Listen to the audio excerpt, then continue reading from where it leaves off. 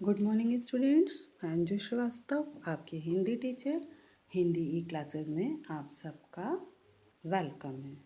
तो स्टूडेंट्स, अब तक मैंने आपको अलंकार पढ़ाए, अलंकार के दोनों भेद पढ़ाए, शब्द अलंकार और अर्थ अलंकार।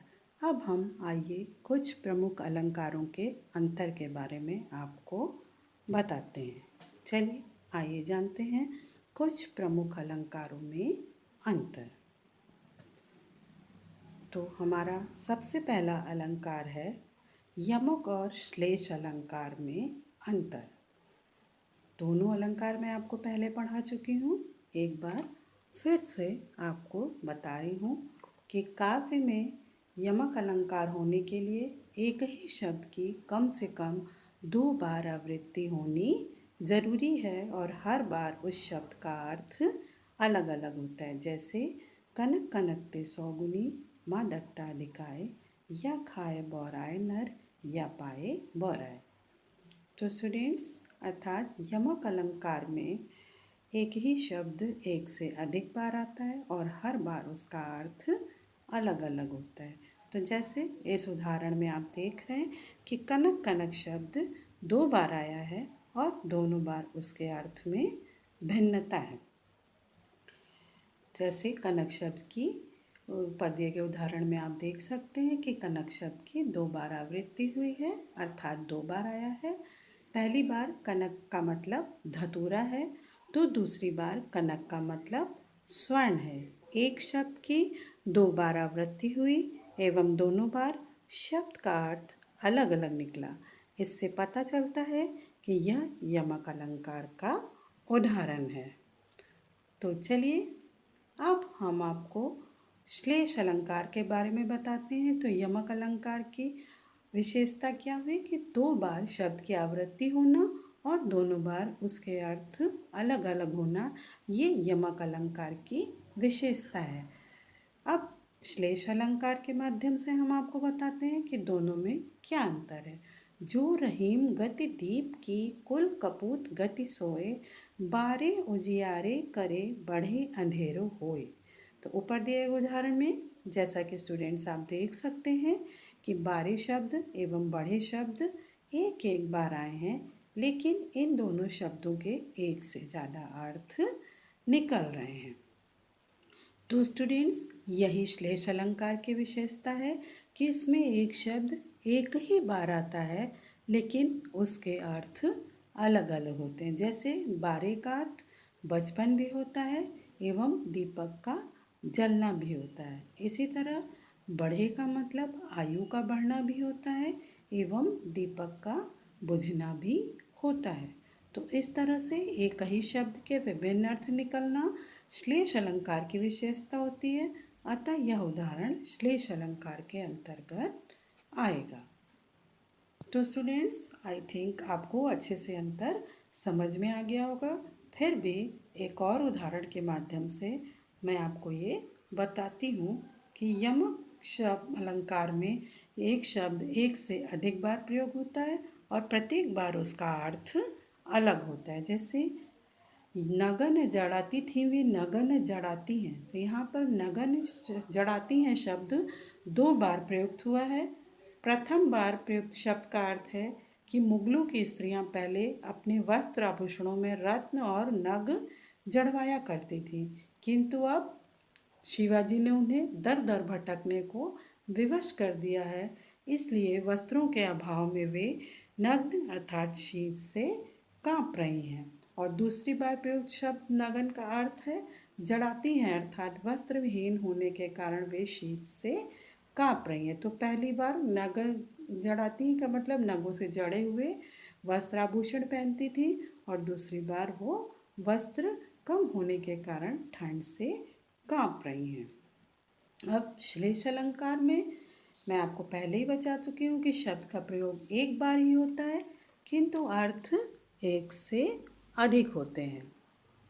जैसे आज्यो त्योन ही रहे श्रुति सेवत इग अंग। यहाँ श्रुति शब्द एक बार प्रयुक्त हुआ है, परंतु प्रसंग भेद से उसके 2 अर्थ हैं। एक श्रुति का अर्थ कान है और दूसरा श्रुति का अर्थ वेद है। अर्थात यहाँ पर अद्वितीय ने हीर है श्रुति सेवक के कंग, अर्थात यहाँ पर कवि ने मनुष्य के लिए कहा है कि कान से सुनो और अच्छे से, और एक का अर्थ कान के लिए दिया है श्रुति का कि अद्वितीय हीर हो श्रुति सेवती कंग की अच्छे से सुनो, और दूसरा वेदों का सेवन करो। तो चलिए अब हम आपको दूसरे अलंकारों में अंतर बताते हैं। तो हमारे दूसरे अलंकार का अंतर है उपमा और रूपक अलंकार में अंतर। ये दोनों भी हम आपको पढ़ा चुके हैं, ये दोनों अभी मैंने आपको शब्दालंकार का अंतर बताया, अब अर्थालंकार का अंतर बता रही हूँ। तो जब किसी समान पदार्थ या किसी व्यक्ति के रूप गुण एवं दोष की तुलना किसी उपमा द्वारा, जैसे किसी व्यक्ति क्या किसी व्यक्ति से करते हैं, उसे ही उपमा अलंकार कहते हैं। जहाँ अत्यंत समानता को दिखाने के लिए उपमेय एवं उपमान को अलग किया जाता है, वहाँ रूपक अलंकार होता है।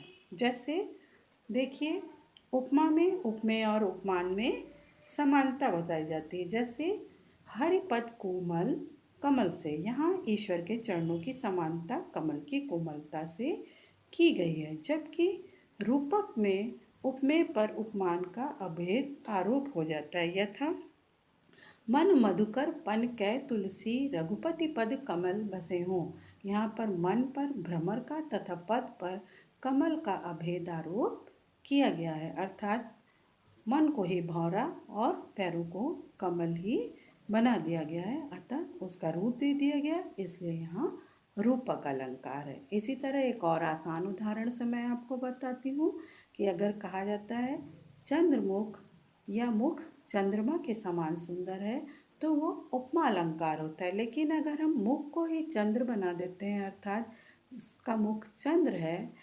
चंद्रमुखी है वह, तो ये रूपक अलंकार होता है। चलिए अब हम आपको उपमा और उत्प्रेक्षा अलंकार के अंतर के बारे में बताते हैं। उपमा अलंकार में उपमेय और उपमान में समानता निश्चय पूर्वक प्रकट की जाती है।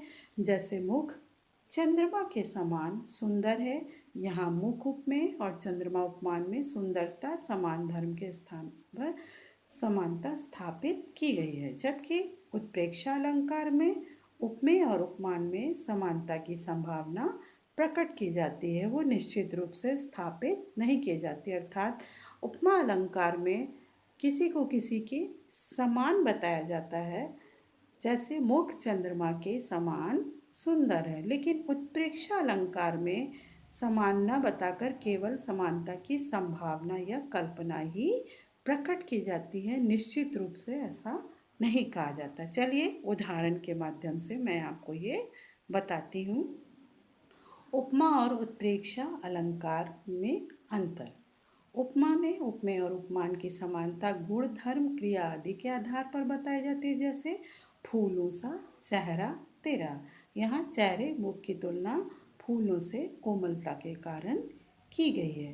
इसी तरह उत्प्रेक्षा में मुख में उपमान की कल्पना या संभावना की जाती है। यथा मुख मानो चंद्रमा है, तो अर्थात यहाँ पर मुख को चंद्रमा न कहकर केवल संभावना प्रकट की गई है कि मुख मानो चंद्रमा है। लेकिन अगर हम उपमा में कहते तो हम मुख चंद्रमा के समान सुंदर है, जैसे फूलों सा चेहरा उसी तरह चांद सा चेहरा कह सकते हैं। और मुख उत्प्रेक्षा में कहेंगे तो मानो लगा देंगे, मानो उत्प्रेक्षा अलंकार का वाचक शब्द है।